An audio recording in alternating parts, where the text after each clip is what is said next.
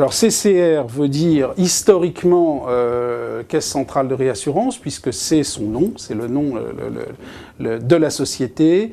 Et nous avons aujourd'hui un slogan associé qui est représentatif de véritablement ce que la CCR souhaite être vis-à-vis de ses clients et aussi vis-à-vis de son actionnaire, qui veut dire 100% réassureur. À savoir donc rappeler que la CCR est donc une entreprise publique. Autrement dit, elle a pour actionnaire unique l'État français et elle a, on va dire, un panel d'activités constitué principalement d'activités de réassurance que l'on peut classer en deux catégories. Activités de réassurance dans le secteur concurrentiel sans garantie d'État et activités de réassurance avec la garantie de l'État. Alors, avec la garantie de l'État, concrètement, ça veut dire quoi?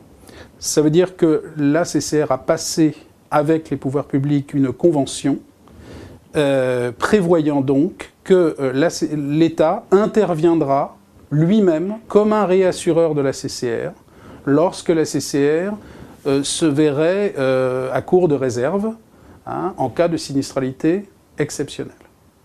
Donc c'est véritablement, finalement, on peut dire, pour faire court, que la CCR, pour la CCR, l'État est à la fois l'actionnaire unique, mais, dans ce cadre-là, aussi un réassureur, comme la CCR pourrait être réassurée sur le marché de la réassurance. Là, il se trouve que c'est l'État. Cette convention est passée donc avec les pouvoirs publics, moyennant rémunération.